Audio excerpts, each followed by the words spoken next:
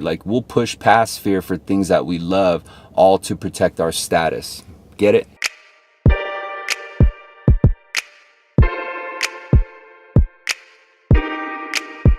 Connected to Sales Remastered. What's up, everybody? Welcome back to Sales Remastered. My name is Daniel. I'm your host. And in this episode on Breakfast of Champions, we're going to talk about logic. Yup, logic. And why logic is important is because it's definitely not something that a lot of us use when it comes to buying, or when it comes to motivating, or when it comes to, like pushing ourselves to that extra, right? Extra, like beyond our limit. And I think logic plays a role when, when we do like planning, right? Like when we're planning a trip or when we're planning our budget, logic plays a role. But when logic doesn't play a role is when we have to dig deep to find that extra bit of strength to make it over that wall. Logic doesn't play a role when we make our own buying decisions or when our prospects make their buying decisions. But logic, nonetheless, is part of our lives. Every single day, logic plays a role.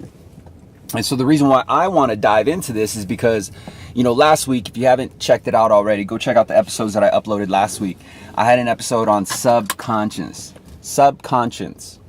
And why I talked about subconscious is because it's an important piece in sales and also motivation. And in this week, I'm actually going to blend the two shows, right? Because I got two themes, or two brands, if you will, or two type of shows on this channel. Of course, the morning is Breakfast of Champions, and then I'll also do some Sales Remastered content, just strictly on sales. And so this week, starting today, Monday, I'm actually going to blend them both. And so Breakfast of Champions, I'm going to show you how the word of the day applies to motivation and mindset development. And then on the second video of the day, which would be today, I'm going to talk about how it applies towards sales, both selling yourself and also selling your product or your service. Because I believe that, really sales, what it's about is it's about the attitude that the seller has, right? Like, it's the attitude that we have as salesmen or saleswomen, whoever's watching the show, which, by the way, I appreciate your attention. If you haven't by now, go ahead and download the banker script. I got a fire script. Basically what I did was I took the traditional mortgage banker script and I remixed it, I enhanced it, and I produced something called Sales Remastered Script. And ultimately what it is, it's an enhanced version of your traditional inbound and outbound script. But you might be like, yo, D, did you just say inbound and outbound? And I'd be like, yeah, boo-boo, I said inbound and outbound. And so I'm going to show you verbatim how to originate sales that are coming inbound, because I believe that a lot of agents struggle in originating inbound leads because they're always getting caught off guard with objections. And so you want to put an end to that? Do you want to figure out how to actually dismantle the guard of your prospects so that you can take control of the conversation and not waste time talking about their two puggles, right? Your prospect's puggle, or how the Chihuahua hurt her foot. You know what I mean? Like the side offs. And besides the inbounds, also the outbounds, because inbounds is all about people who want to talk, right? Like, sometimes it's about people who want to talk, but a lot of times it's just rate shoppers and fee shoppers. Well, I also show you how to originate sales outbound. And so I think that a lot of our competitors, including ourselves, do not make outbound calls because we're, deep down inside, we're scared of rejection. We're scared of wasting time. We're scared of feeling like a fool. We're scared of losing our confidence. That's the ultimate reason why. But a lot also has to do with just not knowing what to say. And so I got you. Link below says banker script. It says free sales script. Click on the link, request a copy, download a copy, and have a high converting sales script by within a few minutes. Just have it today. And that's my gift to you for, giving me the attention, giving me the feedback, because I am building a brand. I am building a channel, and you're actually watching me grow. You're watching me come about.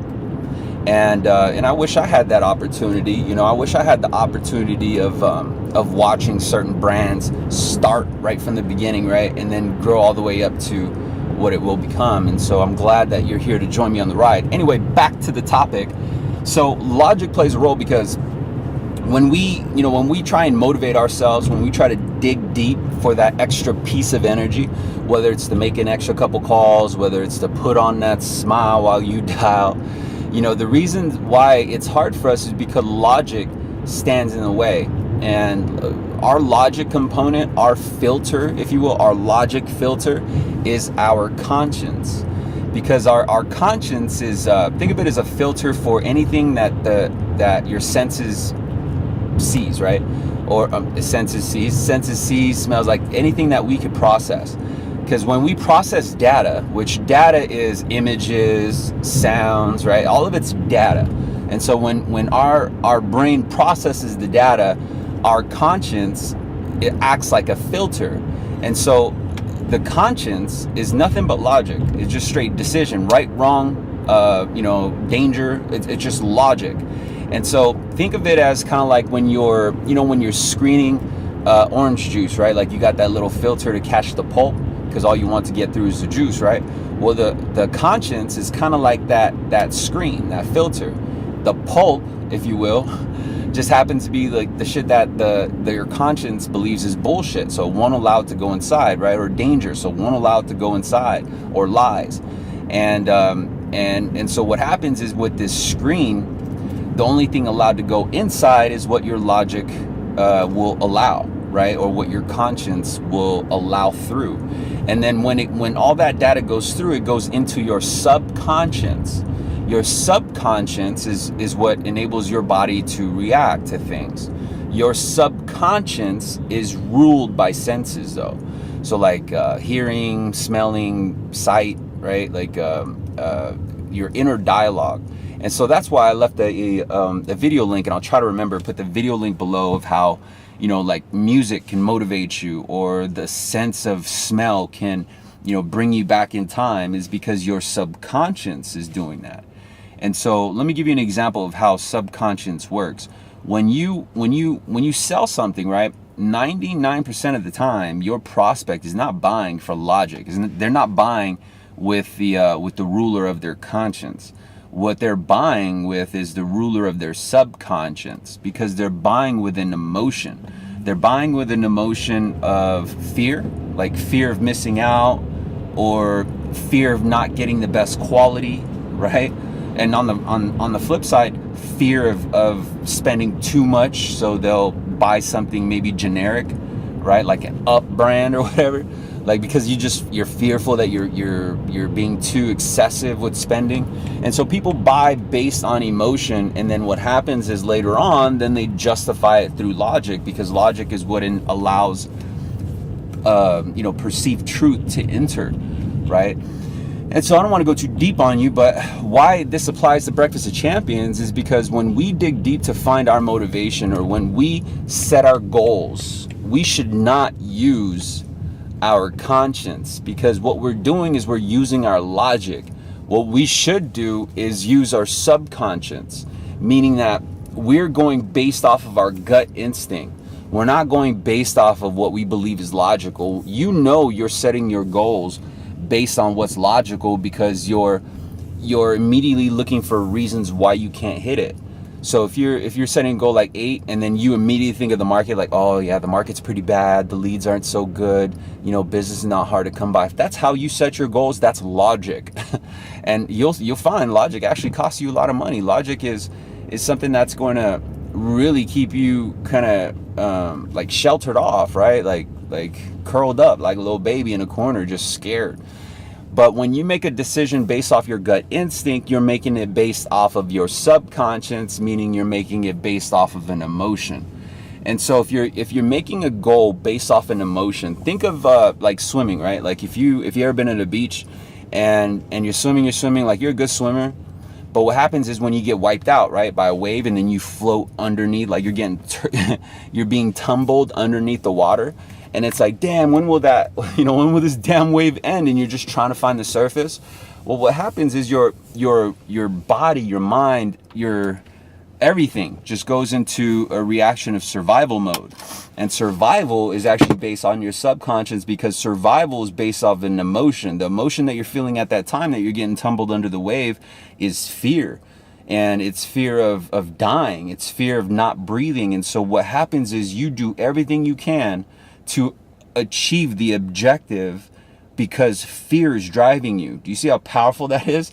Where if you got turned, you know what I mean? Like if you were turned, like for example, if you got wiped out at the beach and you're turning over, being tumbled underneath the water by these heavy waves, right? And you were just, you know what I mean? Like you weren't necessarily pushed off by fear. You're more or less just logical. You probably just wait there and just let the wave, you know, kind of just tumble your body around, right? And just like, all right, well, whatever. Well, what happens is though, is that when your body reacts in this way, and it's just natural, this is human instinct, this is human nature at its finest, this is our primitive brain talking. Our primitive brain, instead of being kind of like a machine, you know, where you're just kind of just sitting, you know, you know what I mean? Like, if you can imagine that, well, that's just no thought, right? You're just kind of just straight logic. Just, I'm logical and I'm just going to let this fucking wave go ahead and pass.